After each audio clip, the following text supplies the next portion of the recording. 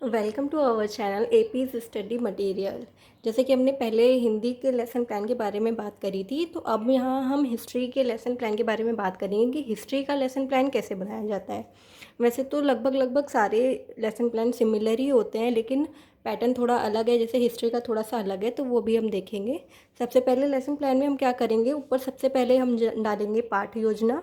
जो पाठ योजना है, जैसे ये पहला लेसन प्लान है, तो पाठ योजना फर्स्ट, ठीक है। फिर हम लेफ़्ट हैंड साइड पे डालेंगे दिनांक, जो भी डेट होगी वो। फिर विषय सामाजिक विषय, ठीक है। फिर उपविषय इतिहास। फिर प्रकरण, जो भी हमारा टॉपिक है, जैसे कि ये हमारा टॉपिक है इतिहास जानने के स्रोत, ठीक है। तो ये डालेंगे और इसे अंडरलाइन करेंगे। जो भी टॉपिक होगा हम उसे अंडरलाइन करेंगे। राइट हैंड साइड पे हम लिखेंगे कक्षा, क्लास, जिस क्लास का भी लेसन प्लान है वो लिखेंगे। चक्र, पीरियड, जो पीरियड होगा वो लिखेंगे। अवधि 30 मिनट्स, जो भी स्कूलों में बताई गई है, कॉलेज में बताई गई है, 30 मिनट, 35 मिनट या 25 मिनट्स जो भी बताई गई है, उसके अकॉर्डिंग हम यहाँ पे अवधि लिखेंगे। फिर आ जाता है हमारा सामान्य उद्देश्य। सामान्य उद्देश्य जो भी बताए गए होंगे आपके कॉलेज में, वो आप यहाँ पे लिखोगे, ठीक है। फिर आ जाता है हमारा विशिष्ट उद्देश्य। विशिष्ट उद्देश्य में ज्ञानात्मक उद्देश्य, ठीक है। इसमें ध्यान देंगे कि जो हमारा टॉपिक होगा वो यहाँ पे आएगा। जैसे हमने लिखा है, छात्रों को यह ज्ञान प्राप्त होगा कि किस प्रकार इतिहास जानने के स्रोत से किस प्रकार समाज का दृष्टिकोण बदला, ठीक है। तो यहाँ पे ये टॉपिक जो भी होगा वो बदल जाएगा। फिर आता है हमारा बोधात्मक उद्देश्य। बोधात्मक उद्देश्य में भी हम देखेंगे कि यहाँ पे हमने अपना टॉपिक लिखा है, जो हमारा टॉपिक था वो यहाँ लिखेंगे। जो भी टॉपिक होगा, जिस टाइम जो लेसन प्लान बना रहे हैं, जो टॉपिक होगा वो यहाँ पे हम चेंज करेंगे और लिखेंगे, ठीक है। फिर आता है हमारा अनुप्रयोगात्मक उद्देश्य, ठीक है, ये लिखेंगे। फिर आता है सहायक सामग्री। सहायक सामग्री जो भी हम यूज़ करते हैं टीचिंग के टाइम पे, वो लिखेंगे। और पूर्व ज्ञान, ठीक है, जो हम टॉपिक पढ़ा रहे हैं बच्चों का, उसको पूर्व ज्ञान होगा, ठीक है। अब इसके बाद आ जाता है हमारा प्रस्तावना प्रश्न, ठीक है। प्रस्तावना प्रश्न, प्रस्तावना प्रश्न हम ध्यान रख के बनाते हैं कि बच्चे इसका आंसर दे पाएँ। और थर्ड क्वेश्चन हमारा प्रॉब्लमेटिक होना चाहिए, कि कहीं कहीं कॉलेजेस में 4 क्वेश्चन बनवाए जाते हैं, ठीक है, और चौथा क्वेश्चन प्रॉब्लमेटिक होता है, ठीक है। यहाँ पे हमारा थर्ड क्वेश्चन प्रॉब्लमेटिक है।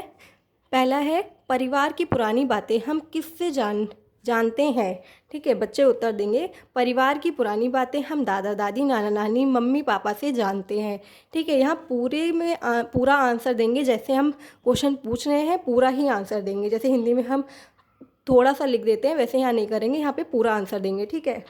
फिर नेक्स्ट क्वेश्चन है, हमें अपने आसपास की जानकारी कहाँ कहाँ से मिलती है। बच्चे उत्तर देंगे, हमें अपने आसपास की जानकारी टीवी, समाचार, रेडियो से मिलती है। अब थर्ड क्वेश्चन प्रॉब्लमेटिक, हमें अगर हज़ारों वर्ष पहले के लोगों के बारे में जानना हो तो हम कैसे जानेंगे। तो बच्चे इसका उत्तर नहीं दे पाएंगे, और हम यहाँ पे अब उद्देश्य कथन बोलेंगे, ठीक है। उद्देश्य कथन में हम बोलेंगे, हमें अगर हज़ारों वर्ष पहले के लोगों के बारे में जानना हो तो हम इतिहास का अध्ययन करते हैं। आज हम लोग इतिहास जानने के स्रोत नामक पाठ का अध्ययन करेंगे, ठीक है। फिर क्या होता है, हिस्ट्री में 4 टीचिंग पॉइंट होते हैं। तो पहला टीचिंग पॉइंट आएगा हमारे यहाँ पे, हेडिंग डालेंगे ऊपर शिक्षण बिंदु, और इधर डालेंगे छात्र अध्यापिका क्रिया। शिक्षण बिंदु है हमारा पहला, इतिहास जानने के स्रोत, ठीक है।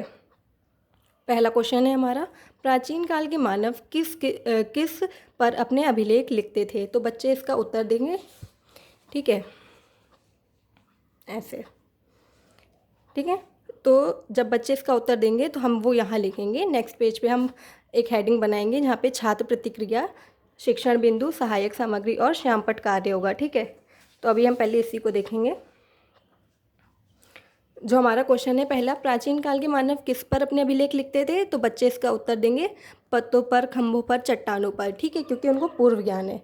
फिर उसके बाद आ जाएगा इतिहास जानने के स्रोत वर्णन कीजिए, ठीक है। तो अब हम यहाँ पे स्पष्टीकरण देंगे, और यहाँ पे क्या होगा, बच्चे अस्पष्ट उत्तर देंगे, तो हम यहाँ इसका स्पष्टीकरण देंगे, ठीक है। और जब हम स्पष्टीकरण उत्तर देंगे तो सभी छात्र क्या करेंगे, ध्यानपूर्वक सुनेंगे।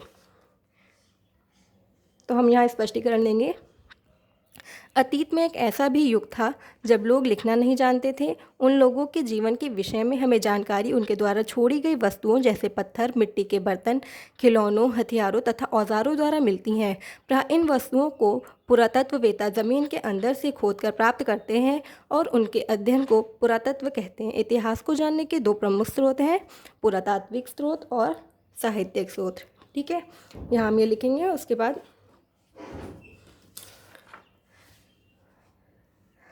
जब हम स्पष्टीकरण दे रहे होंगे तो सभी छात्र ध्यानपूर्वक सुनेंगे। तो स्पष्टीकरण के सामने हम ये लिखेंगे सीधे। ठीक है, फिर आएगा हमारा शिक्षण बिंदु। यहाँ क्या है, प्रश्नोत्तरी विधि, क्योंकि हम प्रश्न कर रहे हैं, और नीचे व्याख्यान विधि। ठीक है, क्योंकि हमने डिस्कस किया है। सहायक सामग्री जो हमारा टीचिंग एड होगा, जिस टाइम पे हम क्या समझा रहे हैं वो, जैसे हम बच्चों को नवपाषाण काल के पत्थर दिखाएंगे, यहाँ पे जो जो टीचिंग एड यूज़ करेंगे उसको यहाँ इस तरीके से हम लगा देंगे। ठीक है, फिर श्यामपट्ट कार्य, पढ़ाते टाइम हमने जो ब्लैक बोर्ड पर लिखा है उसे यहाँ लिखेंगे। श्यामपट्ट कार्य में हम जो भी अपना ही जो टॉपिक हमने पढ़ाया उसी से रिलेटेड यहाँ पे लिखेंगे। ठीक है, नेक्स्ट आ जाता है हमारा, ये हमारा दूसरा टीचिंग पॉइंट है। क्या है, पुरातत्व स्रोत। ठीक है, अब यहाँ पे हमारा पहला क्वेश्चन क्या है, पुरातत्व किसे कहेंगे। ठीक है, तो बच्चे इसका उत्तर देंगे, जो हम जैसे कि हमने पहले लिखा था नेक्स्ट पेज पे वैसे ही लिखेंगे। पुरातत्व किसे कहते हैं, बच्चे उत्तर देंगे, अवशेषों का अध्ययन पुरातत्व कहलाता है। ठीक है, दूसरा क्वेश्चन, इतिहास जानने के पुरातात्विक स्रोत का वर्णन कीजिए। तो यहाँ बच्चे अस्पष्ट उत्तर देंगे और यहाँ हम स्पष्टीकरण देंगे। ठीक है, स्पष्टीकरण कथन में क्या है, अभिलेख, ये अशोक के रूमी नदी अभिलेख का अंश है जो लुम्बिनी नेपाल से प्राप्त हुआ है। अशोक के अभिलेख पत्थर पर उत्कीर्ण होने के कारण महत्वपूर्ण ऐतिहासिक स्रोत है। सिक्के एवं मुहरे, प्राप्त सिक्कों से तत्कालीन शासक का नाम तथा उनके समय का पता चलता है। सिक्के की बनावट से उस समय की कला तथा सिक्कों की धातु से आर्थिक स्थिति की जानकारी होती है। तीसरा, इमारत व भवन, प्राचीन काल में महलों व मंदिरों की शैली से उनकी वास्तुकला के विकास का पता चलता है। मंदिरों, स्तूप व विहारों से तत्कालीन धार्मिक विश्वासों का पता चलता है। ठीक है, तो ये यहाँ स्पष्टीकरण हम देंगे। उसके बाद हमने यहाँ पे रूमी नदी की बात करी है ना, तो हमने यहाँ पे सहायक सामग्री में क्या लिखा है, रूमी नदी अभिलेख जो भी था हमारा वो हमने यहाँ पे यूज़ किया है टीचिंग एड। ठीक है, तो यहाँ पे हमने उसका प्रिंट लगा दिया है। विधि में क्या लिखेंगे, प्रश्नोत्तरी विधि, व्याख्यान विधि यहाँ पे लिखेंगे। ठीक है, श्यामपट्ट कार्य में जो भी हमने पढ़ाया है उसी से रिलेटेड श्यामपट्ट कार्य हम यहाँ पे लिख देंगे। ठीक है, अब आ जाता है हमारा तीसरा टीचिंग पॉइंट। तीसरा टीचिंग पॉइंट क्या है हमारा, साहित्यिक स्रोत। तो इसका पहला प्रश्न, इतिहास जानने के कितने स्रोत होते हैं। फिर दूसरा, बच्चे इसका उत्तर देंगे। फिर हम दूसरा प्रश्न पूछेंगे, इतिहास जानने के साहित्यिक स्रोतों का वर्णन कीजिए। तो अब हम इसका स्पष्टीकरण देंगे।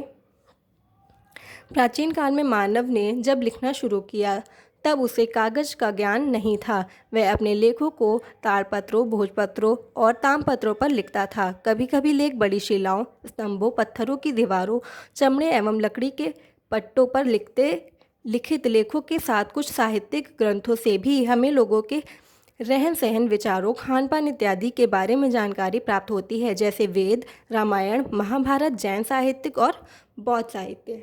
ठीक है, नेक्स्ट पेज पे हमने बनाया होगा। जो बच्चे इस प्रश्न का उत्तर देंगे वो हम यहाँ पे लिखेंगे। छात्र प्रतिक्रिया में छात्र ने जो प्रतिक्रिया की है वो यहाँ लिखेंगे। सेकंड क्वेश्चन स्पष्ट होगा तो वो यहाँ लिखेंगे। और ये हमने व्याख्यान किया, इस टाइम पे बच्चे क्या करें, सभी छात्र ध्यानपूर्वक सुनेंगे तो वो हम यहाँ लिखेंगे। शिक्षण विधि, प्रश्नोत्तरी विधि और नीचे क्या लिखेंगे, व्याख्यान विधि। सहायक सामग्री जो हमने यूज़ किया है, जैसे कि दिखा देती हूँ मैं यहाँ पे आपको। ताड़पत्र का हम दिखा सकते हैं चित्र। ठीक है, ये दिखा सकते हैं। ठीक है, ये हमने दिखाया है कि इस पे इसकी छाल पर लिखते थे। ठीक है, तो ये दिखाएंगे। और श्यामपट्ट कार्य में जो हमने पढ़ाया है उसी से रिलेटेड लिखेंगे। जैसे हमने नाम लिख दिए यहाँ पे, वेद, रामायण, महाभारत, जैन एवं बौद्ध साहित्य। ठीक है, अब आ जाता है हमारा चौथा टीचिंग पॉइंट, जो क्या है हमारा, धर्मोत्तर साहित्य। तो यहाँ हमने पहला क्वेश्चन बनाया है, धर्म क्या होते हैं। ठीक है, फिर दूसरा क्वेश्चन है, धर्मोत्तर साहित्य क्या है। तो तो इसका स्पष्टीकरण हम देंगे। ठीक है, पूरा लिखेंगे। धर्मोत्तर साहित्य अर्थात वह साहित्य ग्रंथ जिसकी मुख्य विषय वस्तु धर्म नहीं है। धर्मोत्तर साहित्य में हम किसी जीवनी ऐतिहासिक ग्रंथ या अर्थ ऐतिहासिक ग्रंथों को शामिल करते हैं, जैसे कौटिल्य का अर्थशास्त्र पुस्तक। कौटिल्य चंद्रगुप्त मौर्य के प्रधानमंत्री थे। उन्होंने 4वीं सदी ईस्वी पूर्व में अर्थशास्त्र नामक पुस्तक लिखी। अर्थशास्त्र नाम से यह भय हो सकता है कि इस पुस्तक का संबंध अर्थव्यवस्था से है, लेकिन यह बिल्कुल भी नहीं है। इस पुस्तक की जो विषय वस्तु है वो राजनीति व्यवस्था एवं प्रशासन है, अर्थात मौर्यकालीन समाज की राजनीति, सामाजिक, आर्थिक एवं धार्मिक स्थिति की जानकारी हमें अर्थशास्त्र से मिलती है। इस प्रकार यह इतिहास जानने में सहायक है। ठीक है, यहाँ हमने स्पष्टीकरण दिया। उसके बाद जो हमने प्रश्न किया था बच्चों ने उसका उत्तर दिया कि धर्म क्या होते हैं। हिंदू, मुस्लिम, सिख, ईसाई धर्म है। फिर दूसरे क्वेश्चन का अस्पष्ट उत्तर।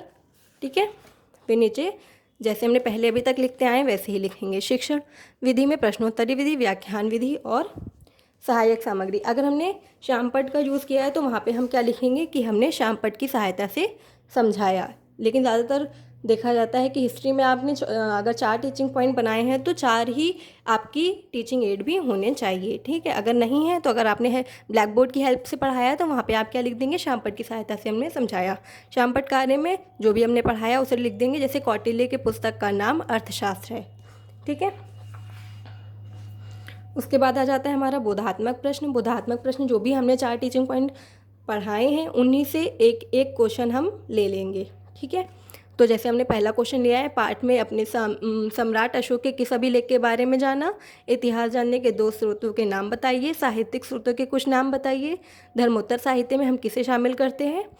इसी को हम श्यामपट्ट कार्य में इस तरीके से ड्रॉ करते हैं। ठीक है, जैसे कि हमने एक ब्लैक चार्ट लिया और यहाँ पे उसको स्टिक कर दिया, उसके ऊपर हमने ऐसे करके ब्लैक बोर्ड को बना दिया है। यहाँ पे हम लिखेंगे दिनांक, विषय, प्रकरण और यहाँ पे उसको जो भी होगा प्रकरण उसको अंडरलाइन करेंगे। यहाँ पे क्लास, जो भी हमारी क्लास होगी, चक्र, अवधि। ठीक है, यहाँ लिखेंगे और जो भी उत्तर हैं उनको इस तरीके से हम प्रेजेंट करेंगे। ठीक है ना, उसके बाद आ जाता है हमारा पर्यवेक्षण। ठीक है, ये गलत लिखा हुआ है तो इसको आप लोग सही से लिखना। इसके बाद जब हमने होमवर्क दे दिया तो टीचर उस टाइम पे क्या करेगा वो हम यहाँ पे लिखेंगे। जैसे छात्र अध्यापिका छात्रों को श्यामपट्ट पर किए गए कार्य को अपनी उत्तर पुस्तिका में उतारने का निर्देश देते हुए निरीक्षण करेगी।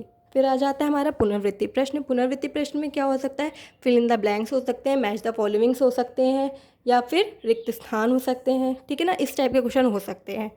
तो यहाँ पे हमने जो भी 4 टीचिंग पॉइंट बनाए हैं उसी से लेकर के हमने यहाँ पे 4 पॉइंट लिख दिए हैं। ठीक है, कि सही गलत का चिन्ह लगाएं। तो हमने 4 क्वेश्चन लिए। प्राचीन काल के मानव कागज पर लिखते थे, राइट है या रॉन्ग, बच्चे उसका उत्तर देंगे। वेद धार्मिक साहित्य है, राजतरंगिणी कौटिल्य की रचना है, अर्थशास्त्र धर्मोत्तर साहित्य है। ठीक है, ये हमारे 4 पुनरावृत्ति प्रश्न हो गए। उसके बाद आ जाएगा गृह कार्य। गृह कार्य में हमने बच्चों को दिया, सभी छात्र इतिहास लेखन में सिक्के एवं अभिलेख किस प्रकार सहायक होते हैं लिखकर याद करें। यहाँ पे होमवर्क देने के बाद हमारा लेसन प्लान कंप्लीट हो जाता है। ठीक है, उम्मीद है कि इस लेसन प्लान से आप लोगों को बहुत सारी हेल्प मिलेगी लेसन प्लान बनाने में।